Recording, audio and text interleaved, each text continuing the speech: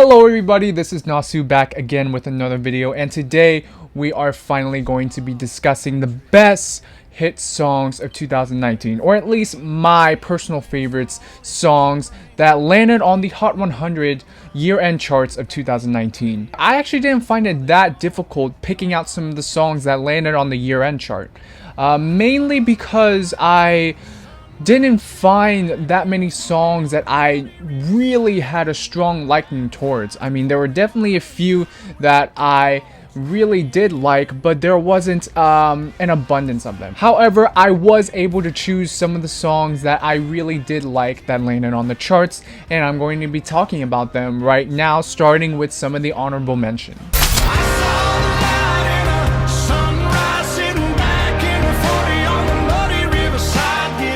So with God's Country, there's a strong hook here with the southern blues rock edge and Blake Shelton's raspy vocals, but I don't really think the lyrics say much, and it sounds too much. The verses sound too much like something I've already heard before. I really don't find it that all compelling, but I really do think the song is worth checking out because of that heavy-hitting chorus. I'm a sucker for all the subliminal things no one knows about you.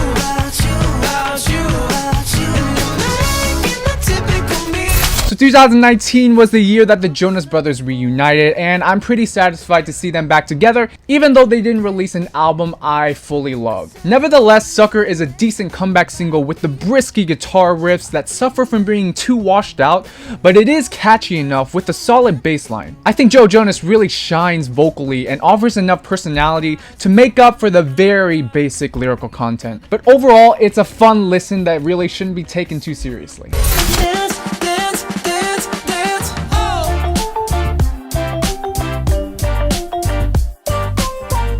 Honestly, if it weren't for the egregious lyrics, this might have had a chance of making it to my list. It has a solid groove with the sharp horns and a marimba staccato that is criminally infectious to the ears. However, I do wish that the production wasn't so cleanly produced so that the instrumental layering could come off with more raw aggression and really accentuate each individual instrument recorded in the track, because there was a lot of instruments that were utilized into this track and I really wanted to hear each distinct feature. The Jonas Brothers may sound a little strained vocally, but it is that reggae beat that really shines through and makes me look past some of its issues.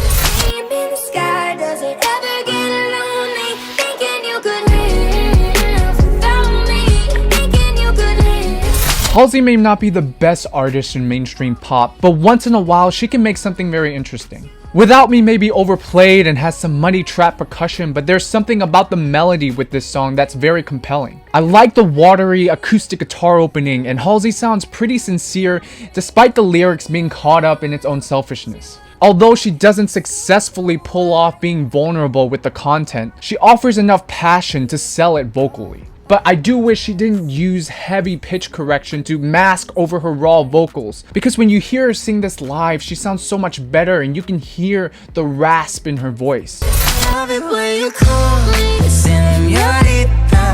wish I could pretend I didn't need ya, but every touch is So I know many people may find this song annoying by now, and even though this song has been overplayed and catalyzed by the absurd and overtly publicized relationship between Camila Cabello and Shawn Mendes,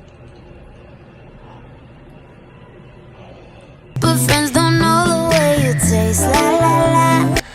I was hooked on this song from the moment I first heard it. Maybe I'm just attached to melodramatic acoustic ballads, but I couldn't get this chord progression out of my head. It has a melody that really sticks with me and is so memorable. And I do think that Camila and Shawn have enough vocal chemistry to really stick the landing on the romantic elements in the song. The lyrics does sound like your average love song, and the chord progression can get a little repetitive, but I really dig the Spanish flair that it cultivates. In other words, I'll just let the last lines of Señorita speak for my overall feelings on the song. Ooh, I should be running. Ooh, you keep me coming for ya. Alright, now that we have gone through the honorable mentions, we are going to be getting deep into the list right now, starting off with number 10. Oh, she's sweet but a psycho, a little bit psycho. At night she's screaming, my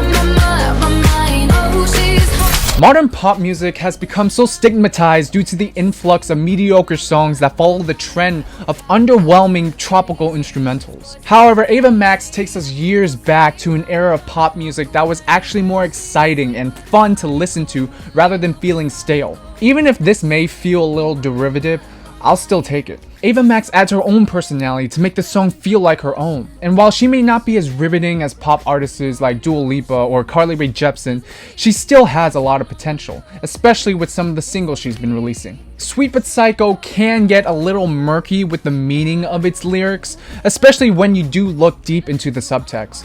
But Ava stated that it was intended to be a feminist anthem that recapitalizes on the cycle term, so I can respect her good intentions even if it wasn't as well executed. I still think this is a colorful pop song with an addictive hook, and I really don't mind it being on the list.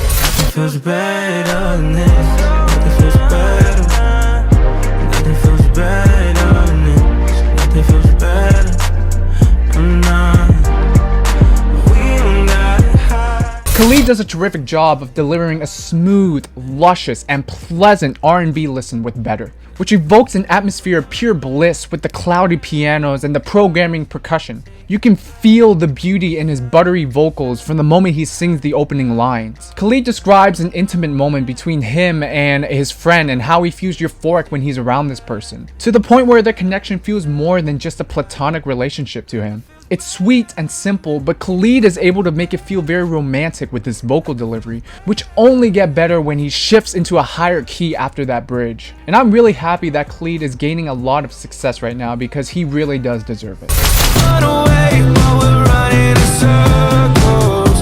Run away, I dare you to do something. Post Malone ditches his usual trap sounds and channels his inner Fleetwood Mac in this soft ballad, which opens with the breezy acoustic guitars and the melancholic electric guitar lick until it hits into the prominent and rubbery bass line that carries such a solid groove. Post Malone passionately sings about a diminishing relationship that he and his lover keep coming back to even when they try to cut ties. It's a perpetual cycle that they can never escape because the person thinks that there was something special, but he blatantly admits that it was just a superficial sex that they desired, and that authentic love had gone cold. It's a somber track that is somehow heightened by the use of reverb in Post Malone's vocals, allowing the chorus to feel more lucid.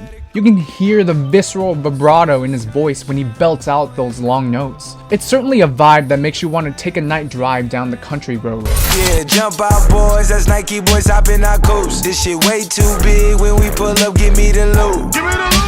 Next up on the list, we have Sicko Mode, which excels in being an atmospheric descent into dreamy and psychedelic trap. I actually made the mistake of not including this song in my year-end list for last year, which is why I'm making it up by including it in my number 7 spot. It has such a sick opening with the spacey synth notes and several off-kilter transitions that feel like you're listening to completely different songs. It's incoherent and messy in a sickly weird way, and I absolutely love it. Both Drake and Travis are boisterous in their performance as they go off flexing about their worth ethic. It's an absolute hip-hop banger that I am happy to see land on the charts. Ain't it hard keeping it so hardcore? I'm falling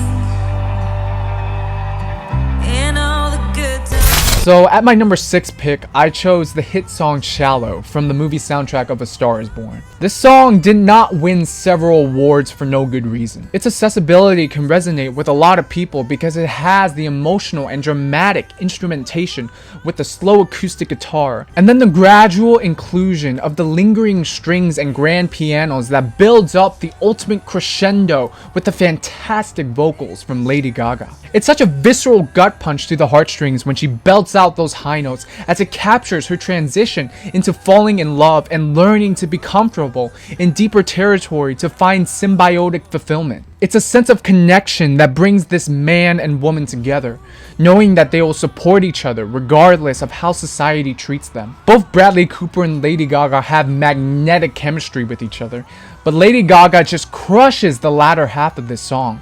I remember getting chills the first time I heard her in the movie trailer, and it still feels like a tangible experience every time I hear that part. Just keep breathing and breathing and breathing.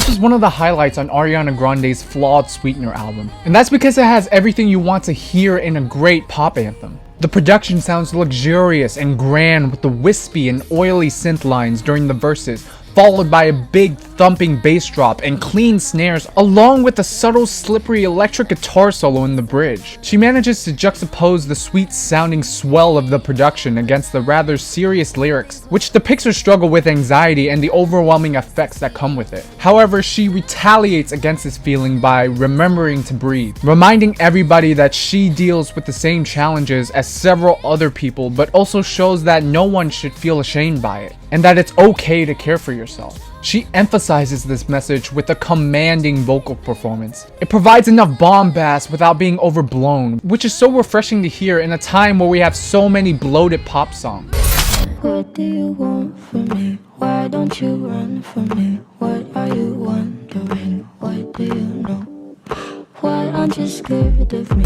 Billie Eilish taps into a dark and moody atmosphere in Bury a Friend, and I'm really surprised but happy that this song became a hit. What really makes this song so unique is its approach to pop music, and that's credited to Billie's brother Phineas, who produced the track. And if both of them can transcend the pop genre into something that's more avant-garde, transgressive, and experimental, then I really don't want them to venture out to any other producers. We already have enough safe pop that barely challenges the status quo. This song changes that as it manages to encapsulate the sinister and nightmarish tone that lurks from the brooding yet sporadic bass and the eerie sound effects, which includes the sound of a dental drill if that wasn't enough disturbing element. That's what you hear, and you hear a drill shaving off my teeth, and it was not a good feeling. And it doesn't sound like it was a good feeling either, so this is what it was.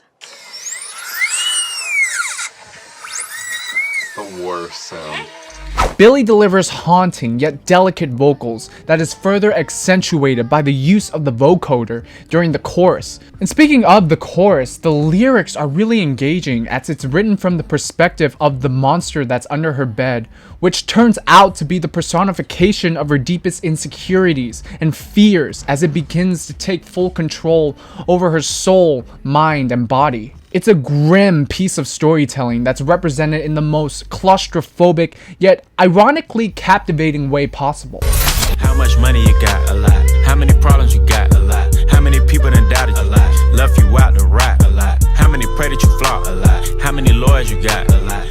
21 Savage takes listeners on a journey into his personal life with this song, wrapping a series of different questions in the chorus involving the amount of different aspects impacting his life, to which he responds with just one answer: a lot. From his involvement in illegal and perilous activities to the close losses he had, in addition to the neglection he received from others who didn't believe in him. He reflects on the arduous effort he went through that eventually led him to prevail in success. Ultimately, it's a track that celebrates his achievements, even when certain moments made it feel unattainable due to, well, a lot of turmoil. But he brings it all back to the overarching theme of remaining humble without being corrupted by fame. Additionally, he shows his gratitude for being alive even through the experiences that could have gotten him killed. It has some powerful lyrics accompanied perfectly with the soulful sample and the punchy beat drop. And J. Cole may offer verses that feel slightly disjointed in relation to 21 Savage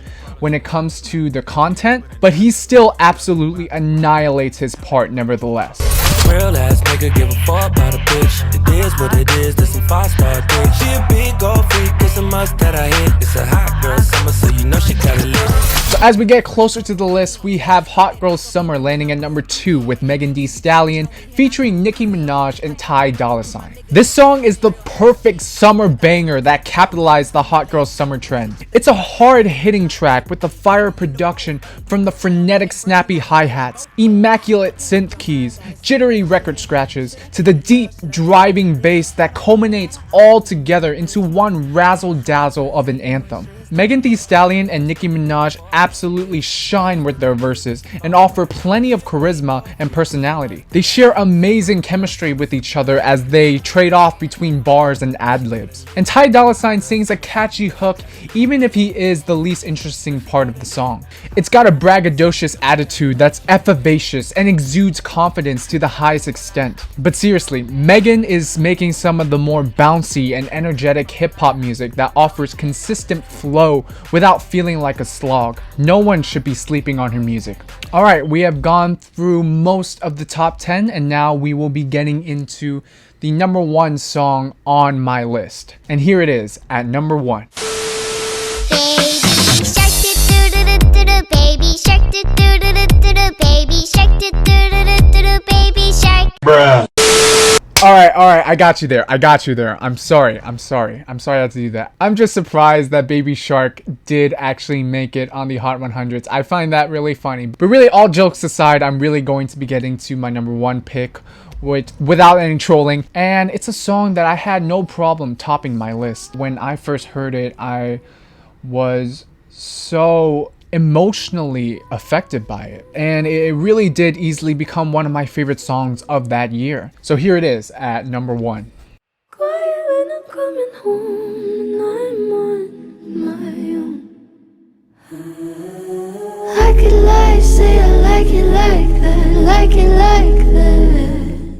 This is the second time I placed Billie Eilish on the list, but this time it's for one of her most emotionally devastating tracks that speak louder through pure vocals rather than with a wide array of loud instrumentation. While Bury Your Friend dives into the dissonance and horror of one's internal fears, When the Party's Over croons over the heartbreak and anger of having to make the choice of separating away from someone she once dearly loved, even when it brings her great pain. And she faces this dilemma because she's built up such a strong attachment to this person, in which she tries to fortify to the best of her ability, but eventually realizing that it's not going to work out, as she proclaims in the bridge that nothing is better than once they finally say their goodbyes. But while that was ultimately the best choice to make, it won't easily mend the feeling of loneliness that will transpire in her life. She could lie and say with conviction that it was the right decision and look less unstable in front of who she once loved, but the truth is,